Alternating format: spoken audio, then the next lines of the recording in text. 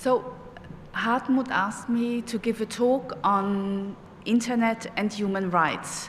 I'm not a human rights expert, but what I've also learned over the last weeks is that if we want to understand internet governance and also want to shape it to some extent, it is important to understand human rights. That was different, say, 4 or 5 years ago. These two fields that used to be separate are merging to a degree where it really becomes important to understand human rights. During the period of the UN Summit on Information Society, we still could delegate this topic to a few experts who would just focus on this area. Now, internet governance really depends on understanding and re-emphasizing the significance of human rights. So I use this talk also to sort of get myself more and more into this field. I am a political scientist, so I don't look at human rights the same way as perhaps a lawyer would do.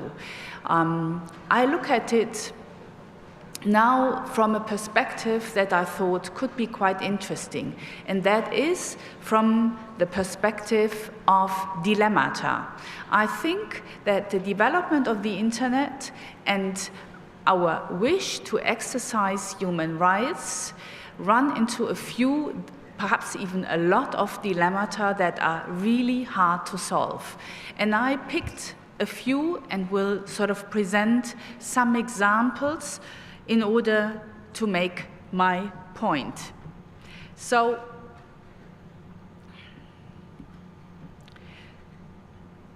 you see here Ellen Roosevelt presenting the Charter of Human Rights in Spanish.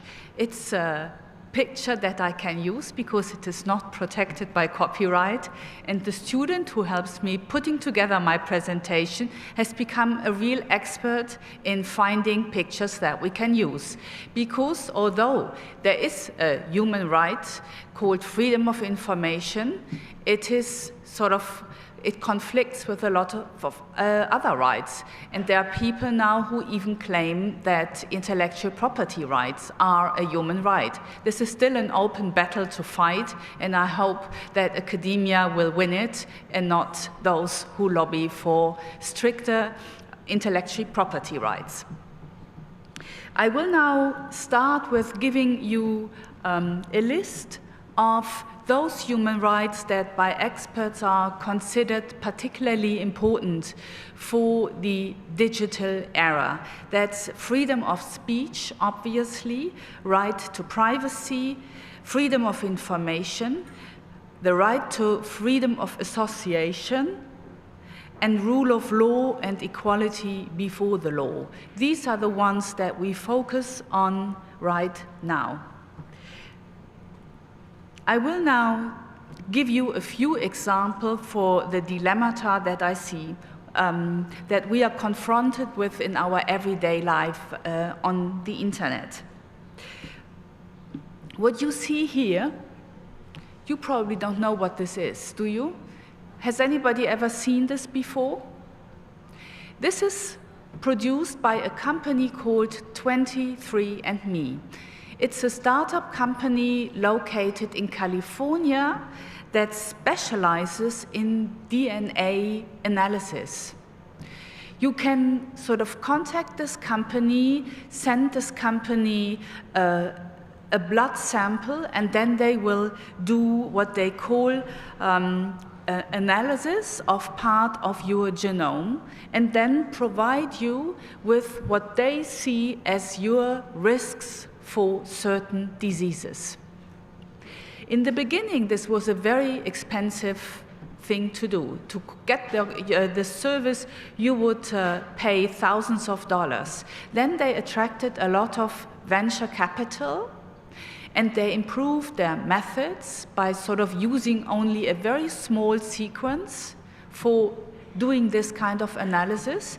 And they were able, before an American regulatory agency shut down the business for the time being, they could offer this service for something between $50 and $100. And as you can imagine, it is very tempting to sort of ask them to do this for your own personal risk. It is tempting to do this because we are all very uncertain about our future. We don't know what our bodies sort of will do with us in future.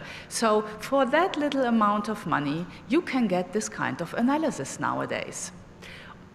What you see here is what a German journalist got when he sort of paid for this service.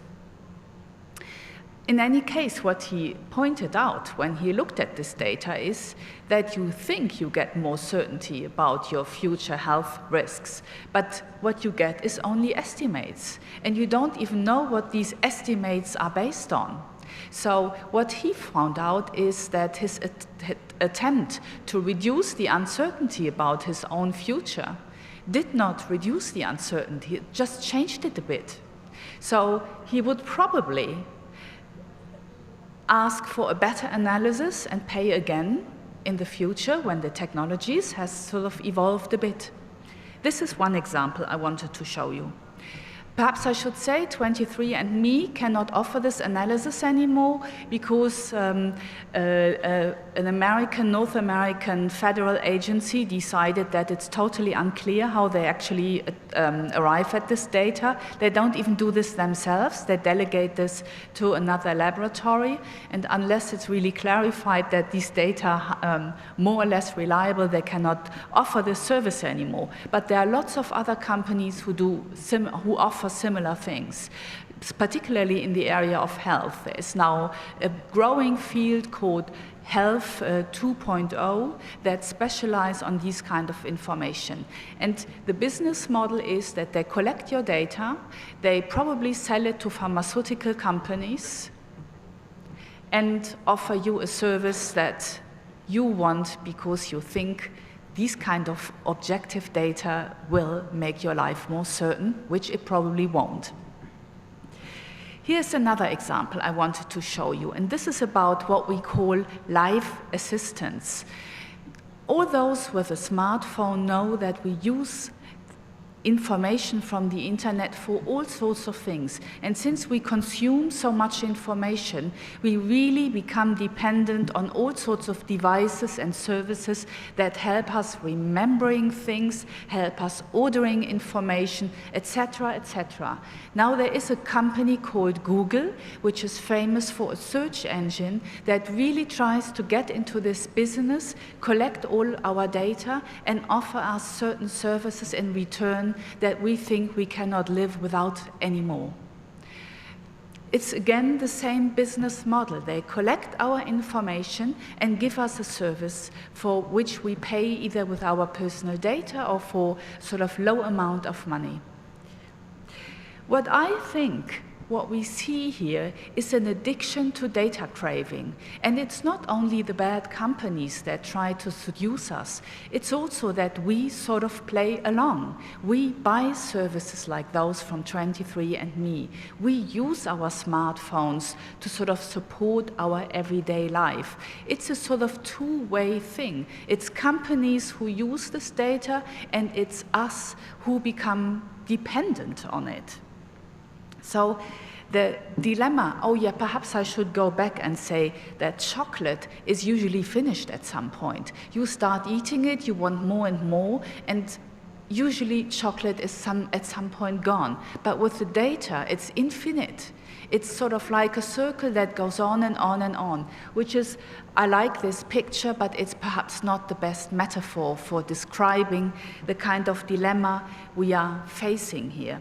So the first dilemma that I want to point out to you is that the sort of data business that we see on the internet right now undermines fundamental principles of data protection. And one of the sort of premises that data protection is based on is that we are autonomous to a degree where we can make decisions, that we can decide to give our data away, but that we can also decide to not give our data away. But if I'm right about this data craving dynamics, then this often isn't an option anymore. Or we make decisions where we don't even know what the consequences will be. And that also means that we are not really autonomous because we don't really know what we are doing. So this is a first problem. Data protection assumes that we can decide, but it turns out we don't make the kind of decisions like sitting down systematically, considering what we want and what it's worth to give our data away. We just act in the digital age in an everyday kind of life and sort of consenting with a regime without ever being in a position to really make the kind of decisions that data regulation, at least in Europe, is based on. So this is my first dilemma. The second one, I start again with an example. This is Facebook.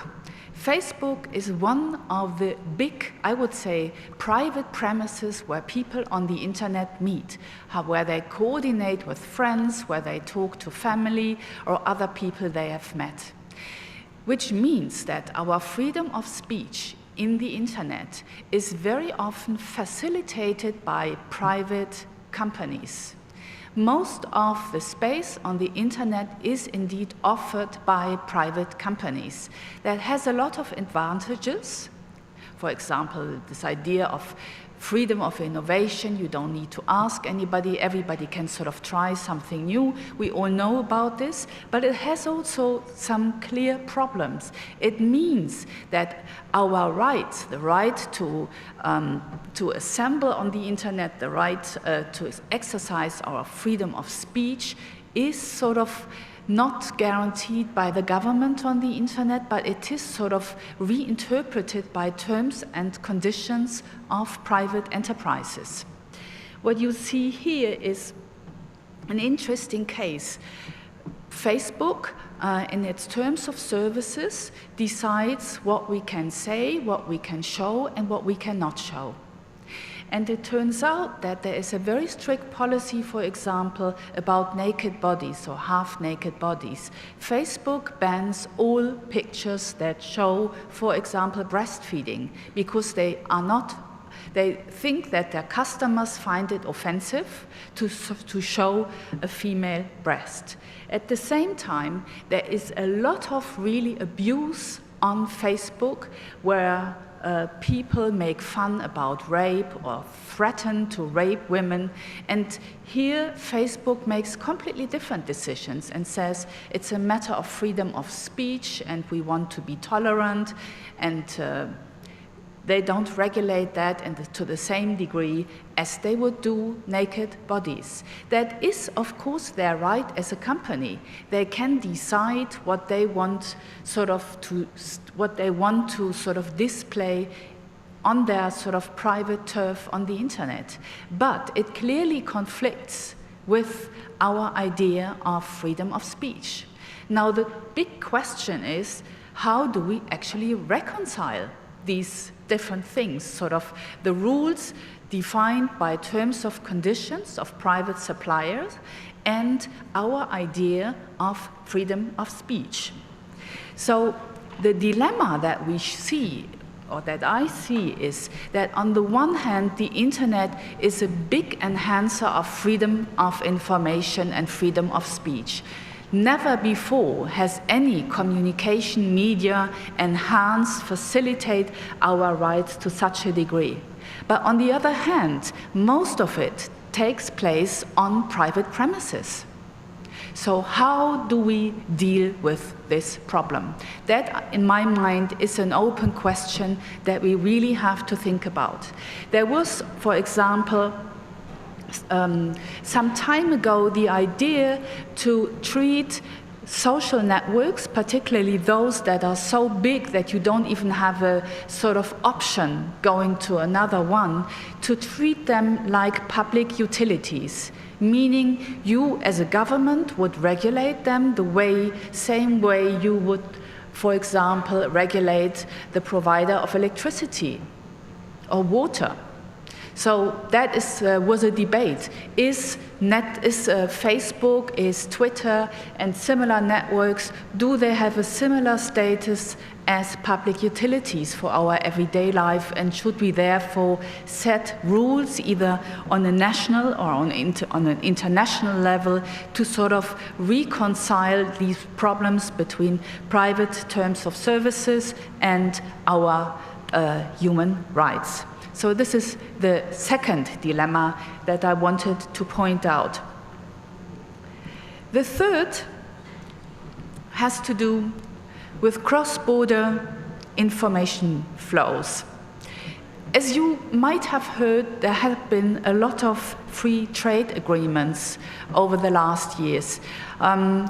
Some countries, among them the US, have given up on regulating or negotiating trade agreements in the framework of the WTO, an intergovernmental body that was actually founded to do exactly that, to regulate trade, cross-border trade among countries. Now, what they do more and more now is do bilateral agreements. And here you see a quote from a free trade agreement between the US and South Korea. And this is now a really interesting case. We also actually debated that before the Net Mondial meeting. The status of free flow of information. This is American language, and lots of people really buy into this language, free flow of information. As I found out in the negotiations of the text for Net Mondial, lots of Americans even believe that our human right of freedom of information is based on the idea of free flow of information. But this is not the case, and one can really not say that that they have the same meaning and the same significance.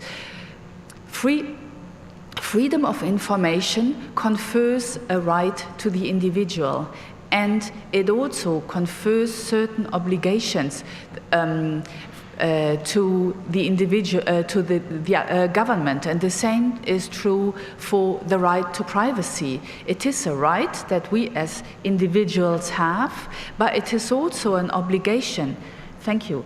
It comes with obligations for the government. Free flow of information is not UN treaty language. It's just sort of a principle. It's a central value, if you like, but it doesn't link to any rights or governmental or private sector obligations. And here you see in this language that the Americans managed to make this argument of free flow of information in a way that it becomes something that pushes free flow information in a privileged position compared to your right of privacy. So what the Americans managed to get into this text is that free flow of information is more important than your right in privacy. To give you a concrete example, cloud services and similar things are business models that sort of are based on the idea of free flow of information. If you put this in a trade agreement, then all forms of national data regulation, data protection, become sort of something like a barrier to free flow of information. And we are negotiating this in Europe at the moment. There's a trade agreement underway between the US and Europe, and American companies push for a provision that would mean that European data protection is a trade barrier to free flow of information. They ask for a right for American companies to sue European governments because they sort of restrict free flow of information, and that means certain business models. So what we see here in terms of dilemma is that on the one hand, we like the idea of free flow of information and we benefit from it to a great degree. There's no doubt about that. But it does conflict with other rights. It does conflict with our right to privacy. And at the moment, this conflict is negotiated in trade negotiations that are often very intransparent. So users who are mostly affected by this dilemma don't even have a say. They don't get to see the draft language, and they mobilize against something that they only sort of get details about when text is leaked. But the dilemma between this free flow of information and lots of business models anchored in this idea and our right to privacy is really a tough one. And we need to come up with solutions to this dilemma. Now, this is my next dilemma. This dilemma is about cooperation between espionage agencies and our national law. What kind of data intelligence services can collect about citizens is regulated in law. And there are also in most countries procedures that would make sure that these laws are complied with, and you have a way as a citizen to sort of sue the government if they don't. So we do have order of law on the national level. But in the age of the internet, the distinction between espionage on the national level and data flows that are cross-border is so blurred that what protects us as citizens is sort of like a toothless tiger. It doesn't help us anymore because most data flows are cross-border.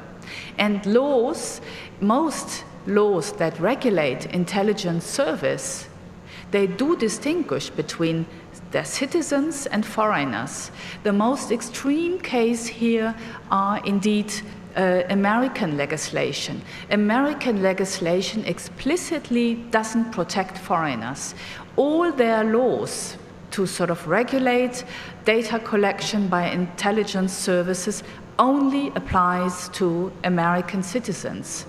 So if we use cloud services, social networks, whatever, that is located in the US, there is no protection whatsoever in place. Here, the quotes that you see here from The Guardian, I found really fascinating. As a result of the revelations of Snowden, we found out a lot about the collaboration of intelligence services between European and American intelligence services. And it turns out that the GCHQ, which is the British Intelligence Service, is a sort of hub in Europe. They are the ones who coordinate the collaboration with all other intelligence services. And what they did, and they seem to be quite proud about this, is sort of teach national intelligence services in how to circumvent national law. What they do is they all exchange the data they are allowed to collect about foreigners, and thereby getting the kind of information about their citizens that they are banned from collecting in their own country. So all of them they have imagine something like a big market for data about citizens. There is national regulation in place, but it doesn't have any effect because of the collaboration between intelligence services. I don't want to say that all collection of this kind of data is evil. We do know that there is a lot of terrorism and we want to be protected by our governments. But the way it's done right now is completely out of order and unlimited. Any kind of sort of justification seems sufficient to bypass laws and collaborate with the other agencies. And since it's a market, the more data you give, the higher your reputation as a spy agency, and the easier you will get something in exchange that you, as an intelligence agency, think you really need. So the same kind of data craving, you know, remember the chocolate slide, we also see here. There is no limit, and we cannot expect these agencies to ever say, okay, this is sufficient now. I think I've collected sufficient information to fulfill my task. They will always try to get more, and from their perspective, that is even plausible to do so. Since we live in uncertain times, of course they will try to get everything they can. So how do we deal with this dilemma that actually has various dimensions? One, we have national laws, but the traffic is cross-border. The other, that we cannot really regulate our agencies because they collaborate with other ones and always find ways to circumvent law. We can also not ask them to make all of this totally transparent, because then it defeats the purpose of intelligence data collection. So this is a big problem, and I don't see a really good solution to that. Some people have suggested that we need international regulation for spy agencies, but those who are realists in this field will say this will never fly. Never will governments be willing to give up the sovereignty they have in this field. Never will any government sort of restrict itself and say, I'm not going to spy on your citizens anymore. So somebody actually here in Brazil had that was a back-to-back conference before Net Mundial. He said, why don't we start with bilateral agreements? Now that Brazil and Germany have nicely cooperated in getting this UN resolution on privacy in the digital age accepted, why don't they come to an agreement where they promise each other that they will not violate the rights of the citizens of the respective country? And when I heard this, it reminded me of tax agreements. The funny thing is, when you look at the regime for tax regulation, it's all bilateral agreements. Every country has, with most other countries, agreements about how they deal with tax flows between citizens and companies that sort of do trade or whatever. So perhaps if it's not possible to regulate spy agencies in a global or international intergovernmental agreement, perhaps we should start with a more modest approach and ask our governments to get into agreements with other countries on how they treat the data and the rights of each other's citizens. Perhaps that is the way to go. Now, the fourth dilemma. It's 5 all in all, so don't be concerned. It won't go on forever. The fourth dilemma is, as I said, we have national protection, but cross-border data traffic. Now, this is the one that I find actually personally the most interesting.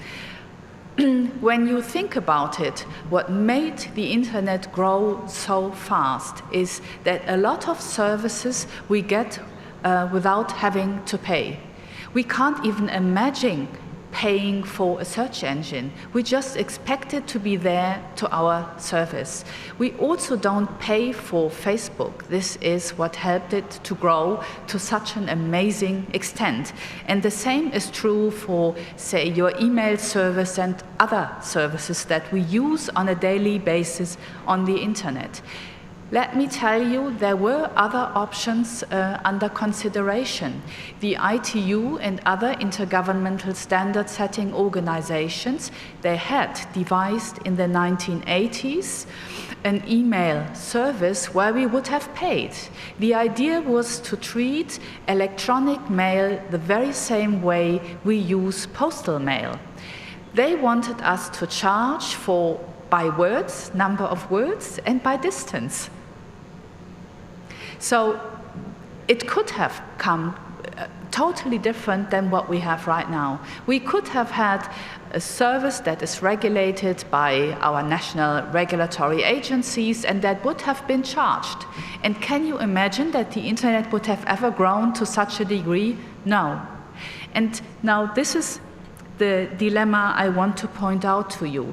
The way the internet works right now is enormously integrative. It doesn't depend on money.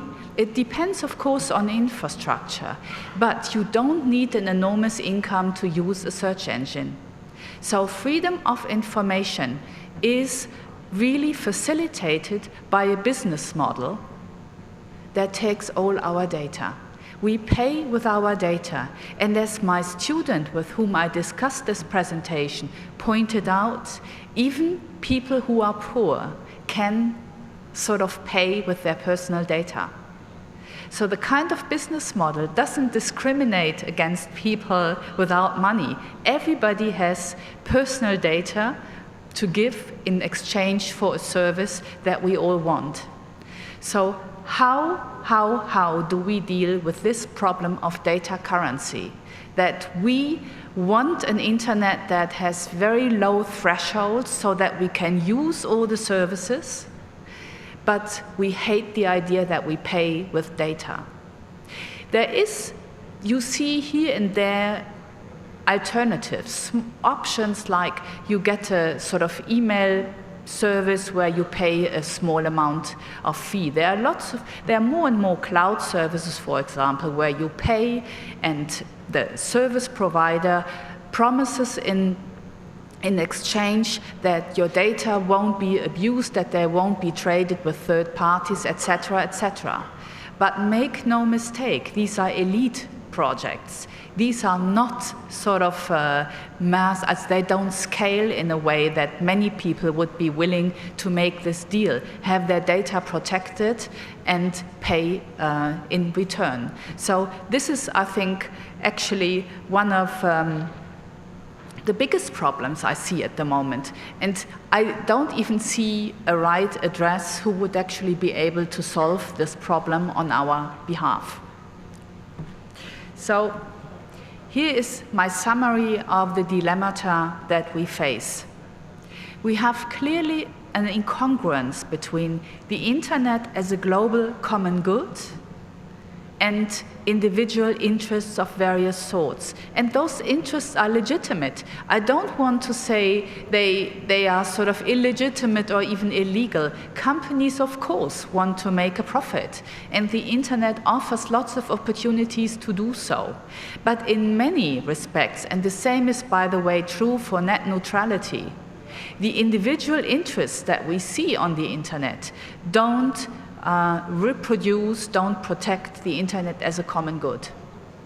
Many of these interests actually undermine the idea of the internet as a common good. So the other big problem that I see is that strong human rights would actually enhance the quality, the value for the internet, but we don't have any agency that would actually protect human rights. Most of those who evolve the internet, the driving forces, seem to rather undermine them. So we need to find a way of sort of supporting human rights in a way that also companies will have to comply with them. I like to compare the current situation that we have with the early state of capitalism, that what we now call Manchester capitalism. All companies exploited the people who moved into the cities to find jobs to a degree that we would find totally unacceptable today in the developed world. Children died very young, and really, I mean, to a degree, there was no health insurance, there were no pension funds, there was nothing of that sort. There was no work regulation, labor regulation, nothing of that sort. And we only made capitalism sustainable by taming it. We set up rights that told companies what they can do and what they cannot do. And my feeling is that we will have to come to a similar situation with those who build and develop the internet. We will have to come to regulation. What is unclear to me is what is actually the right venue to do so. I don't think it is very likely that we see global regulation of companies. Probably what will rather happen is that strong economic regions, such as the EU, will come up with rules and just by sheer economic force enforce them on other economic regions. We have seen this partly, for example, between Asian countries and Europe. Asian companies who did business with European companies started to adopt data regulation that they would never have adopted out of their own idea. But it doesn't work, for example, with the American economy, not at all. We have a safe harbor agreement between Europe and the US, and it's not at all enforced. Not at all. We know there is lots of abuse, but the EU is, for some reason, not able to really do something about it. They are weak and always crave when it comes to negotiation with Americans. So, I want, in my last part, just briefly mention a few initiatives that I see are dealing with the dilemmata I pointed out to you. There is, of course, the Marco Civil, and I really commend you for what you've done here. This is such an important step, and I hope that this process will be a model for other countries to do the same, to sort of set up national regulation that contributes to the idea of the internet as a common good. We know all it's not ideal. There is still no regulation included about intellectual property rights and similar things. It's not perfect yet, but you've really set a model that you yourself can build on and that hopefully other countries will also use. So this is the first one I wanted to point it out. The second is this European initiative. You may have heard about it. For a couple of years now, the European Commission tries to sort of update European data regulation. Right now, there is European data regulation, but it's implemented in very diverse ways in Europe. Countries like Ireland have the lowest standard possible and thereby attract lots of American companies to incorporate in Ireland. So we, as Germans, don't have national data protection enacted in the digital age because the Irish have sort of diluted their own standards to a degree and thereby really attract also lots of business. So the idea, what the European Commission tries to do is homogenize data regulation, data protection in Europe, and thereby sort of lift the standards in some countries without completely lowering those in other countries. But it is a very hard business. All those involved tell again and again that they've never seen lobbying, aggressive lobbying to such a degree. American companies whose business model rests on the idea of free flow of information, they fight like mad against it. Still, there are attempts to sort of update, not only homogenize, but also update regulation to the digital age. And one of the crucial points that is usually referred to as the right to be forgotten really got some traction. I would say the two most popular aspects of data regulation is this idea of right to be forgotten and privacy by design. These aspects sound really well, but when you talk to experts, they always point out that this is hardly ever doable. Privacy by design engineer will tell you several engineering groups have tried to sort of operationalize this, and they have almost given up on it because it's not really clear what this means in engineering terms. So it sounds really convincing, but when you come to the details, it's difficult to operationalize and thus to implement. And the right to erasure has a similar problem. When you think of sort of companies like Google, who are so fast because they have data centers spread over the world, how do you actually implement a right to erasure if we sort of live in a distributed system, which is so reliable and so fast because it is distributed? And lots of companies buy services from other companies. So it's, even for those who collect our data, very difficult to really track them down. And this is also part of what the lobbying has been about. American companies are desperate and tell you, if you make this mandatory, we have to sort of violate that rule all the time because we are not in control of the data. And that is indeed a hard problem. So there are lots of good ideas in this draft, but many of them have serious problems. And since I know you will do this too, you also want to get a law for data protection, you will probably run into the same problems. Great ideas that sound good on paper, but are very hard to implement if you, unless you want to destroy the internet as we have it right now. So the whole distributed nature that we celebrate so much when we say permissionless innovation and things like that causes lots of problems when you indeed, with the help of data protection, want to control data. The whole sort of notion of internet is to sort of lower control or make it even impossible to control data.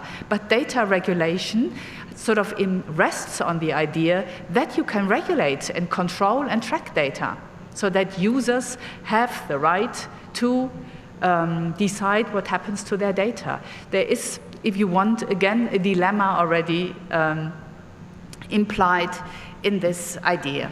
So the last thing I want to point out is a German basic law. As you perhaps know, we have two basic laws that specifically apply to the internet. The first is the right of informational self-determination, something I'm really proud of because it sounds wonderful, but also put in practice, it's rather weak. This here is a more recent one. It was implemented. Actually, it's based on a decision of the German Constitutional Court, and this is the right, it's even difficult to read this, in confidentiality and integrity of information technology systems. Information technology systems sounds a bit odd, but the idea was to not confine it to computers because technology evolves so fast and lots of devices that are digital today and collect and process data are not computers in the sort of strict sense anymore. This is why they used this language.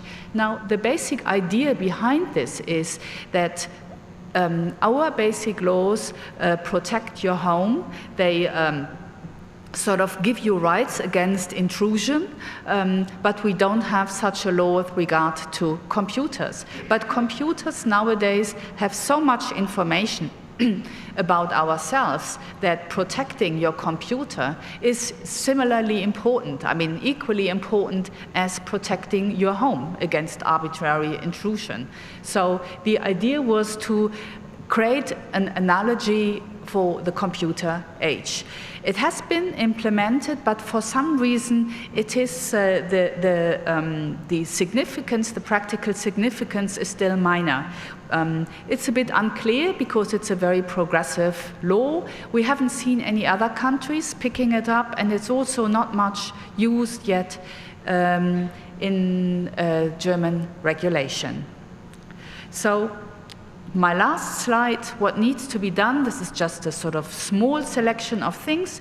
We need to clearly address this dilemma between global private ordering of the digital space and our predominantly national rule of law. We really need transnational harmonization of data protection, step by step.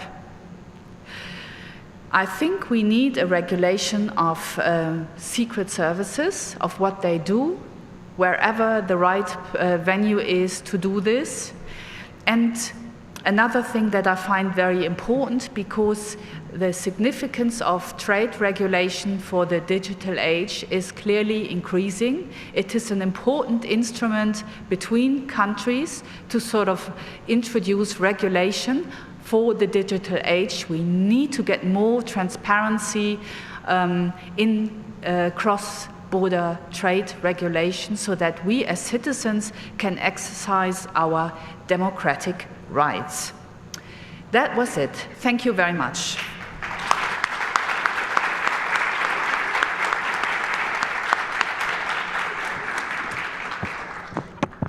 Thank you very much, Jeanette, for this presentation. My first question is this material available for all the participants?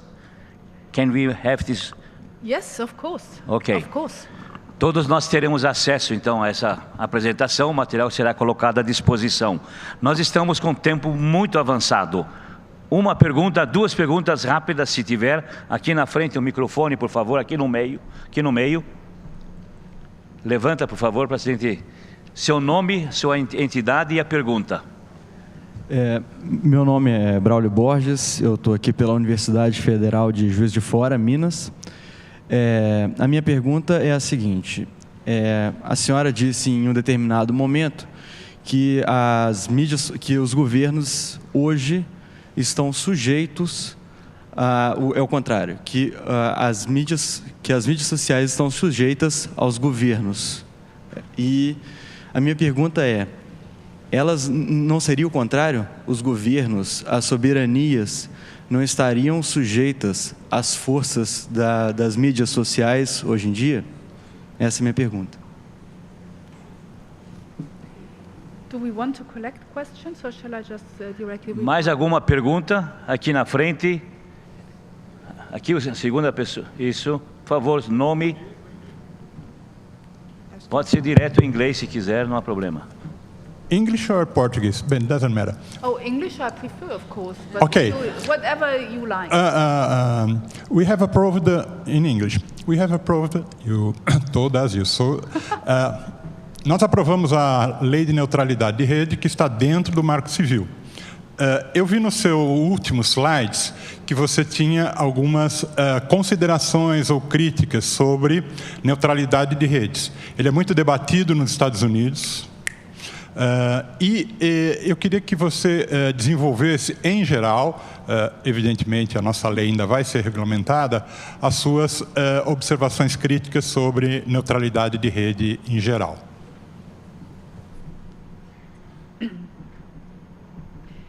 Okay, I start with the second one. Interestingly, in Europe, we have a completely divided opinion on this. In my neighboring country, the Netherlands, they have introduced legislation for net neutrality, and it has interesting effects. From a German perspective, I'm very envious about what they got. They, for example, users don't have two contracts anymore. They have, I guess this is the same case here. I pay once for voice and I pay for data. In the Netherlands, you just pay for data, and voice is now included because the telcos are not not allowed anymore to block services like internet telephony, like Skype, whatever. So it has a big advantage for users. That's what the lawyers in the Netherlands say. What we don't know yet is what this means in the long run for the price of the services offered. I don't know about Latin America. In Europe, all the telecommunication providers, they complain a lot about not making enough profit to sort of expand the infrastructure. And we can see now, after a long period where we had more transmission capacity than data actually going through the network, it's now really turning around. Since video is becoming so prominent on the network, we really have bottlenecks. So we need investment in the infrastructure. And what I see in Europe is that the incumbents try to blackmail the governments a bit. Unless we get regulation that allows us to charge more and to charge particularly content providers and service providers, so that we have enough money to invest. We can unfortunately not invest in the infrastructure, business risk too big. So how governments respond to that kind of approach by the incumbent telcos differs really from country to country. It has a bit also to do with the institutional setting. I can give you an example from Germany. The regulator is still part of the Ministry of Commerce, and they have sort of incorporated the perspective, the problems as described from the incumbent provider. And that, of course, has to do with the time before the deregulation. The ministry was once a the incumbent once was a ministry. And now this remains of the ministries have turned into the regulator. So the same people who were once responsible for running these services are now regulating the incumbent. And that is why in Germany the chances for a good net neutrality regulation are rather weak. Now, at the same time, the European Commission is looking into this, and Nelly Kroes, who was here, once promised a strong regulation that would preserve net neutrality, but over the last year, she clearly did a U-turn. I don't know exactly why this is, probably due to lobbying, but I don't expect much anymore from the European Commission in this respect. Personally, I think strong net neutrality regulation is vital for the internet. We don't want small companies sort of being hindered from offering their service to end users because they can't pay for the fees. And we see lots of companies already doing this. For example, there is lots of vertical integration going on between the incumbent telcos and certain services. For example, the German Telecom will offer its customers free access to Spotify and will discriminate against others. It will, for example, discriminate against video providers because they have their own. And this kind of thing is really problematic. I think we will, over the coming years, still see a lot of experimentation between countries. They will all observe each other and see the results. And perhaps in 5 to 10 years, we will then see some convergence in terms of regulation.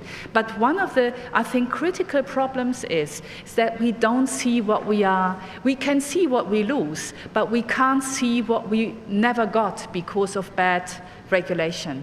You know, business models that couldn't evolve or services that couldn't expand, those we can't predict, foresee. That is because that if we could sort of make strong cases, that would perhaps help to get established net neutrality regulation.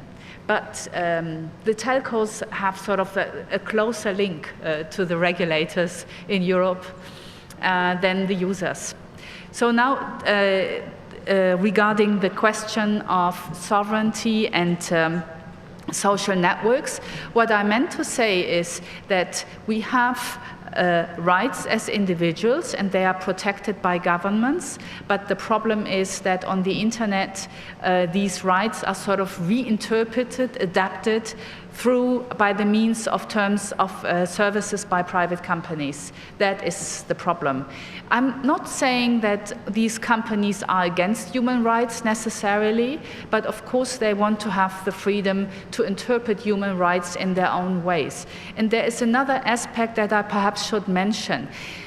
There are networks like Twitter who had a very liberal policy in terms of freedom of information, but sometimes they are pressured by users. They are pressured by users to regulate abuse. And in some cases, one can really see that social networks such as Facebook anticipate protest by users and thereby sort of enact rules to prevent users, their customers, or those who sort of advertise on these networks to be unhappy with what you see on their networks. And this has the result that rights that are in the Constitution we cannot exercise in the same way as in the offline world.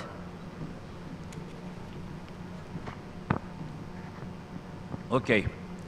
Muito obrigado mais uma vez pela palestra. Devido ao tempo, nós precisamos interromper. Thank you very much, Jeanette, because of the time that is very advanced. We need to finish it. Thank you. Applause for her.